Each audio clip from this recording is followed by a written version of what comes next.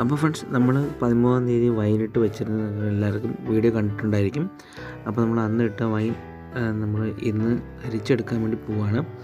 നമ്മൾ ഓരോ ദിവസം നമ്മൾ വൈനിങ്ങനെ എടുത്തിട്ട് ഇങ്ങനെ കലക്കി വെച്ചിട്ടുണ്ടായിരുന്നു. 7 ദിവസം കഴിഞ്ഞു.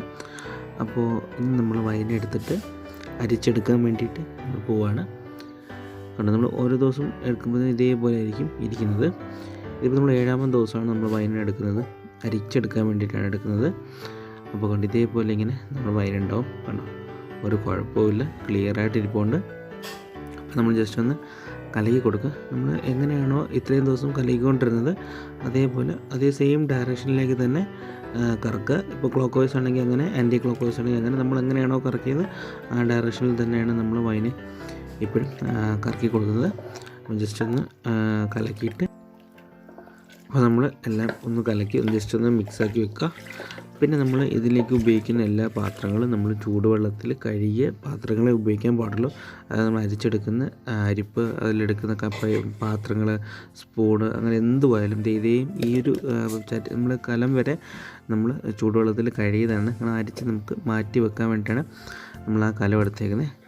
പിന്നെ നമ്മൾ നേരത്തെ വീഡിയോയിൽ നമ്മൾ കണ്ടിട്ടുണ്ട്, ഈ അരിപ്പ് വലിയ അരിപ്പാണ് നമ്മളിപ്പോൾ എടുത്തേക്കുന്നത്. നമ്മുടെ കൊത്തൊക്കെ ഒന്ന് സ്ട്രെയിൻ ചെയ്തെടുക്കാൻ വേണ്ടിയിട്ട് നമ്മൾ ഒരു വലിയ അരിപ്പാണ് എടുത്തേക്കുന്നത്. പിന്നെ ഇതേപോലെ ചെറിയൊരു മഗ് വേണം. അത് ഏത് മഗ്ഗാലും യൂസ് ചെയ്യും. ഞാനിപ്പോൾ മെഷറിംഗ് കപ്പ് ഉപയോഗിക്കുന്നതേ ഉള്ളൂ. നിങ്ങൾക്ക് കയ്യിൽ ഗ്ലാസ്സോ എന്ത് വേണമെങ്കിലും നമുക്ക് യൂസ് ചെയ്യാം. അപ്പോൾ നമുക്കിത് ഇതേപോലെ കുറച്ചായിട്ട് കോരി നമുക്ക് നമുക്ക് അരിപ്പയിലോട്ട് ഒഴിക്കും. അപ്പോൾ അതിന് ആ കൊത്തൊക്കെ നമുക്ക് ആദ്യം ഫസ്റ്റ് ഒന്ന് ആ കൊത്തൊക്കെ ഒന്ന് മാറ്റിയെടുക്കണം. അപ്പോൾ അതാണ് കുറച്ചും കൂടി ഈസി എന്ന് പറയുന്നത്. അപ്പോൾ നമുക്ക് ഇതേപോലെ കുറച്ചായിട്ട് നമുക്ക് കോരി ഒഴിക്കാം. ഇത് ശ്രദ്ധിക്കേണ്ടത്, നമ്മൾ ടേബിളിലോ തറയിലോ എങ്ങനെ വീണ് കഴിഞ്ഞാൽ അത് പിന്നെ ഇങ്ങനെ ഉറുമ്പിൻ്റെയൊക്കെ പ്രശ്നമുണ്ടാവും. അപ്പോൾ അത് ശ്രദ്ധിക്കുക. അപ്പോൾ നമ്മളിങ്ങനെ കുറച്ചായിട്ട് ഒഴിക്കുക. എന്നിട്ട് അതിൻ്റെ ചെറിയ ആ കൊത്ത് വരുന്ന ഭാഗം അരിപ്പ് ജസ്റ്റ് ഒന്നിങ്ങനെ അരിപ്പയെ നമ്മളിങ്ങനെ ഒന്ന് ഷേക്ക് ചെയ്ത് കൊടുത്താൽ മതി. അപ്പം എല്ലാ ജ്യൂസും നമുക്ക് ഉള്ളിൽ പൊയ്ക്കോളും. പിന്നെ നമുക്ക് അത് വേണ്ട, ജസ്റ്റ് ഒരു സ്പൂൺ വെച്ചൊന്ന് പ്രസ് ചെയ്ത് കൊടുക്കുമ്പോൾ നമ്മൾ എല്ലാ ജ്യൂസും അങ്ങനെ ഫുൾ എക്സ്ട്രാക്റ്റ് നമുക്കിങ്ങനെ പിഴിഞ്ഞെടുക്കാൻ പറ്റും. അപ്പോൾ കുറച്ച് ഭരണി നമുക്ക് എടുത്ത് പൊക്കാൻ ഒരു കണ്ടീഷൻ ആയി കഴിഞ്ഞാൽ നമുക്ക് മൊത്തത്തിൽ നമുക്ക് ചരിച്ചൊഴിച്ച് എടുക്കുന്നതാണ് കുറച്ചും കൂടി ഈസി. ഇങ്ങനെ കപ്പിൽ കോരി ഒഴിക്കേണ്ടത്, നമുക്ക് എടുത്ത് പൊക്കുന്ന വെയിറ്റ് നമുക്ക് ഹോൾഡ് ചെയ്യാൻ പറ്റുന്നുണ്ടെങ്കിൽ അങ്ങനെ ചെയ്യുന്നതാണ് കുറച്ചും കൂടെ ഈസി എന്ന് പറയുന്നത്. ഇപ്പോൾ കണ്ടോ, നമ്മൾ കംപ്ലീറ്റ് അതിൻ്റെ ഓറഞ്ചിൻ്റെ ആ ഒരു കൊത്തൊക്കെ നമുക്ക് ഇതിനകത്തുണ്ട്. പിന്നെ നമ്മൾ പട്ട, ഗ്രാമ്പൂ, ഏലക്ക, തക്കോലം, അതിൻ്റെയൊക്കെ ഇതൊക്കെ അതിനകത്തുണ്ടാവും. അപ്പം നമ്മൾ ജസ്റ്റ് നല്ലതുപോലെ ഒന്ന് സ്പൂൺ വെച്ചൊന്ന് കലക്കി കൊടുക്കുക. അപ്പോൾ ഇതിൻ്റെ കംപ്ലീറ്റ് ജ്യൂസും നമ്മുടെ ആ പാത്രത്തിൽ തന്നെ കിട്ടും. ഇതിൻ്റെ വേസ്റ്റ് മാത്രം, അതായത് ഇതിൻ്റെ കൊത്ത് മാത്രം നമുക്ക് അരിച്ചെടുക്കാൻ പറ്റും. ഇതേപോലെ ഒരു സ്പൂൺ വെച്ചൊന്ന് പ്രസ് ചെയ്ത് കൊടുക്കുക. ഈ സ്പൂണും നമ്മൾ ചൂടുവെള്ളത്തിൽ കഴുകിയതാണെന്ന് പ്രത്യേകം ഓർമ്മിപ്പിക്കുന്നത്, അത് മറന്നു പോകരുത്.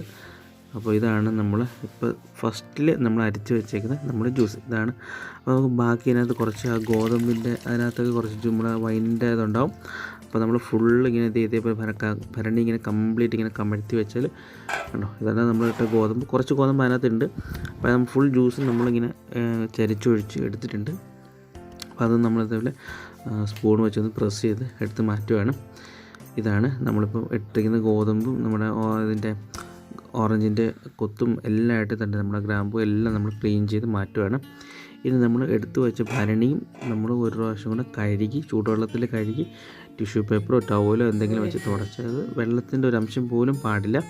എന്നിട്ട് നമ്മൾ അരിച്ചെടുത്തേക്കുന്ന വൈൻ ഒന്നും കൂടെ അരിച്ചൊഴിക്കണം. നമ്മൾ നേരത്തെ എടുത്ത നീല അരിപ്പയുടെ കുറച്ചും കൂടി ചെറിയ നെറ്റുള്ള അരിപ്പയാണ് ഇപ്പോൾ എടുത്തേക്കുന്നത്. അപ്പോൾ എന്തെങ്കിലും ചെറിയ പൊടി മൈന്യൂട്ട് എന്തെങ്കിലും ഉണ്ടെങ്കിൽ നമുക്ക് ഇതിനകത്ത് നമുക്ക് അരിച്ചെടുക്കാൻ പറ്റും. അതുകൊണ്ടാണ് നമ്മൾ ഇപ്പോൾ ഇങ്ങനെ ചെയ്യുന്നത്. അപ്പം തുണി വേണമെന്നെങ്കിൽ തുണി ഇട്ട് അരിക്കാം, കുഴപ്പമില്ല. ഇതിപ്പോൾ കുറച്ചും നമ്മൾ നേരത്തെ എടുത്ത നീല അരിപ്പയുടെ കുറച്ചും കൂടി ചെറിയ അരിയുള്ള അരിപ്പയായതുകൊണ്ട് നമ്മളിപ്പോൾ ഇതെടുത്തേക്കുന്നത്. തുണി ഉണ്ടെങ്കിൽ നിങ്ങൾക്ക് തുണി യൂസ് ചെയ്യാം. അപ്പോൾ നമ്മൾ കംപ്ലീറ്റ് ഇതേപോലെ അരച്ചെടുത്തേക്കണം. അപ്പം ചെറിയ പൊടി വരെ നമുക്കിതിൽ കിട്ടും. ഇത് നേരത്തെ പറഞ്ഞാൽ ജസ്റ്റ് പോകുന്നില്ലെങ്കിൽ ജസ്റ്റ് നമ്മൾ സ്പൂണോ അല്ലെങ്കിൽ ഒന്ന് അരിപ്പ ഒന്ന് ഷേക്ക് ചെയ്ത് കൊടുത്താലും മതി. ഇതേപോലെ എല്ലാം കിട്ടും. അപ്പോൾ നമുക്കിതിനെ ഒന്ന് മാറ്റി ക്ലീൻ ചെയ്ത് നമുക്ക് വെക്കാം. ഇനി നമുക്ക് നേരത്തെ ചെയ്തതുപോലെ ഇതൊരു 3 ദിവസത്തേക്ക് തെളിയാൻ വെക്കണം. അങ്ങനെ ചെറിയ മട്ട് പോലത്തെ സാധനം ഉണ്ടാവും. അപ്പോൾ നമുക്ക് ജസ്റ്റ് ഒന്ന് തെളിയാൻ വെക്കാം. 3 ദിവസം കഴിഞ്ഞാൽ നമുക്ക് വൈൻ തെളിഞ്ഞ് നമുക്ക് ഉപയോഗിക്കാൻ പറ്റും. അതായത് നമുക്ക് 23-ാം തീയതി നമുക്ക് കറക്റ്റായിട്ട് ഉപയോഗിക്കാൻ പറ്റുന്ന രീതിയിലാണ് നമ്മൾ വൈൻ വെച്ചേക്കുന്നത്. അപ്പോൾ നമുക്ക് ഇതിന് 3 ദിവസം തെളിയാൻ വെക്കാം. ഈ ടൈമിൽ നമുക്ക് കലക്കി കൊടുക്കേണ്ട, ജസ്റ്റ് തെളിയാൻ വേണ്ടി മാത്രം നമുക്ക് വെച്ചാൽ മതി.